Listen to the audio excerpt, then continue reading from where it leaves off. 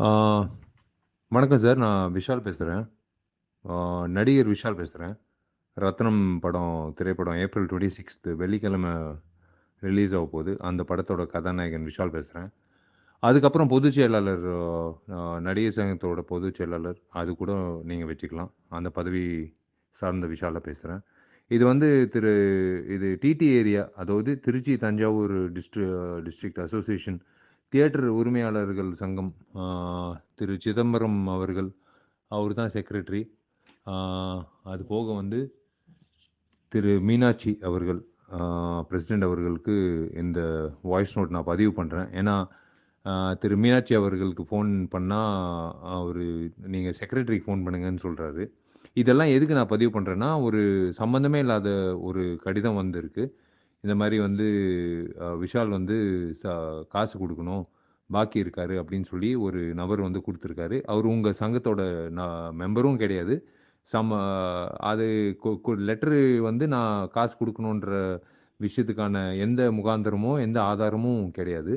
அதை வச்சுக்கிட்டு நீங்கள் வந்து இப்போ வரைக்கும் தியேட்டர் போட விடாமல் வெள்ளிக்கிழமை என் திரைப்படம் ரிலீஸ் ஆகுது. இப்போ வரைக்கும் எந்த தியேட்டர் ஓனர் கேட்டாலும் நீங்கள் வந்து என்னை சுத்தல்ல விட்றீங்க. இது வந்து பிரான்சிஸ் சார் கிட்ட பேச சொல்கிறீங்க. பிரான்சிஸ் சாருக்கு இதுக்கு சம்மந்தமே கிடையாது. முதல்ல எனக்கும் அந்த நபருக்கும் சம்மந்தமே கிடையாது. முதல்ல நான் கேட்குற கேள்விக்கு நீங்கள் பதில் சொல்ல மாட்டேங்கிறீங்க. நான் கேட்ட கேள்வி ஒரே ஒரு கேள்வி தான். ஒருவேளை நான் கொடுக்க வேண்டியதாக இருந்தால் அது அக்ரிமெண்ட்டாக இருக்கா?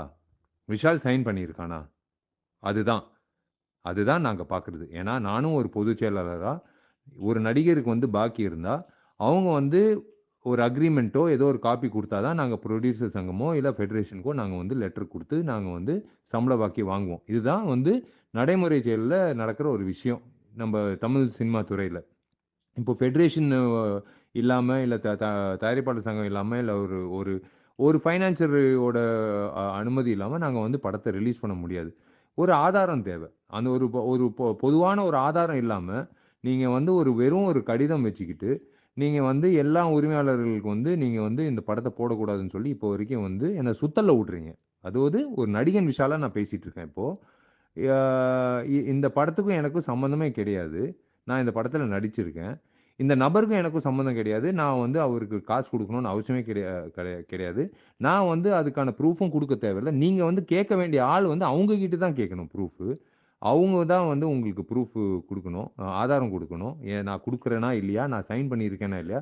ஏதாவது ஒரு ஆதாரம் இருந்ததுன்னா, நீங்க காட்டுங்க. நான் வந்து உண்மையிலே குடுக்கணும்னா, நான் நான் கண்டிப்பா குடுக்க வேண்டிய சூழ்நிலை வந்துச்சுன்னா குடுக்குறேன்.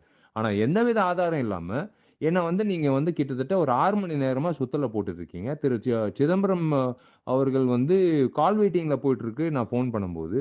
ஆனா திரும்ப ஃபோன் பண்ணா வந்து ஃபோன் எடுக்க மாட்டேங்கிறாரு. இப்போ வரைக்கும் ஃபோன் எடுக்கல. பிரான்சிஸ் சாரும் ஃபோன் எடுக்கல. ஆ, இப்படி சுத்தல்ல போட்டதுக்கப்புறம் என் நண்பர் சீனு சார் வந்து இந்த படத்த வாங்கியிருக்காரு நார்த், சவுத். என் நண்பர் அவரு. அந்த நான் நட்பு ரீதியில வந்து அவர வந்து கொஞ்சம் ஹெல்ப் பண்ணி பண்ணி குடுங்க சார். ஏன்னா வந்து புக்கிங் ஆரம்பிச்சாச்சு. ஒரு திரைப்படம் வந்து வரதே பெரிய விஷயம்.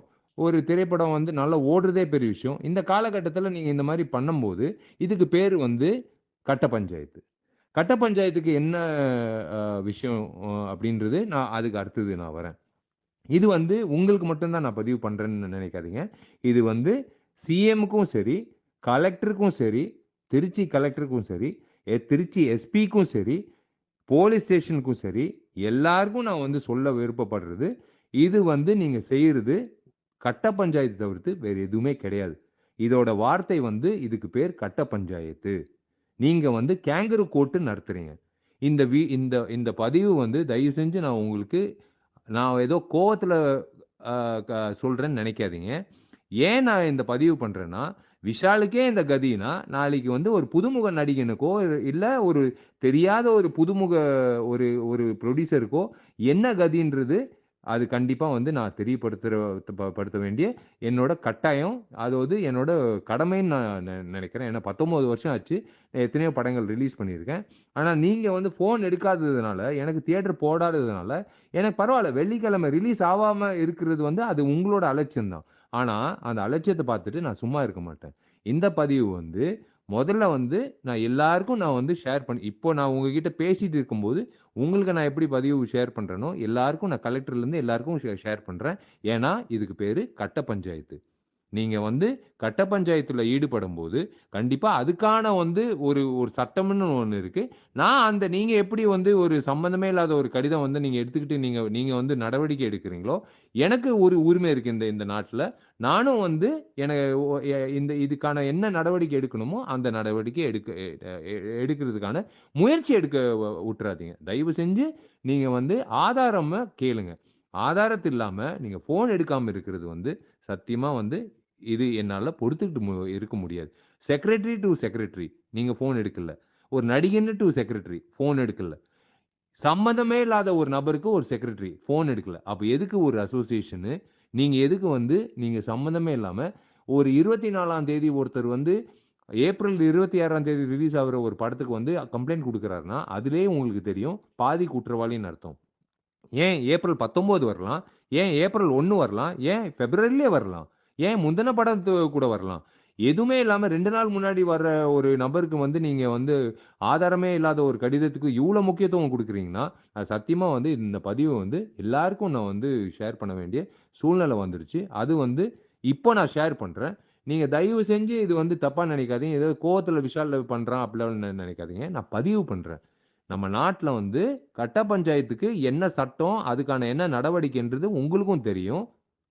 இதுக்கு மேல நான் இந்த பதிவ முடிச்சுக்கிறேன். நன்றி, வணக்கம். வயசுல நீங்கலாம் பெரியவங்க. நான்லாம் வந்து வளர்ந்து வர்ற கலைஞன்.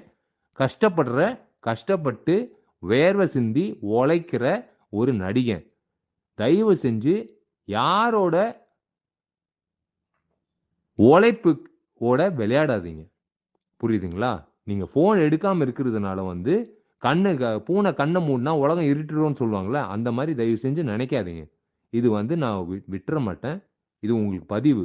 இது முக்கியமா சிதம்பரம் சார், நீங்க கால் வெயிட்டிங்லயே இருங்க. நீங்க போன் எடுக்காமலே இருங்க. ஆனா நீ நீ எவ்வளவு நேரம் போன்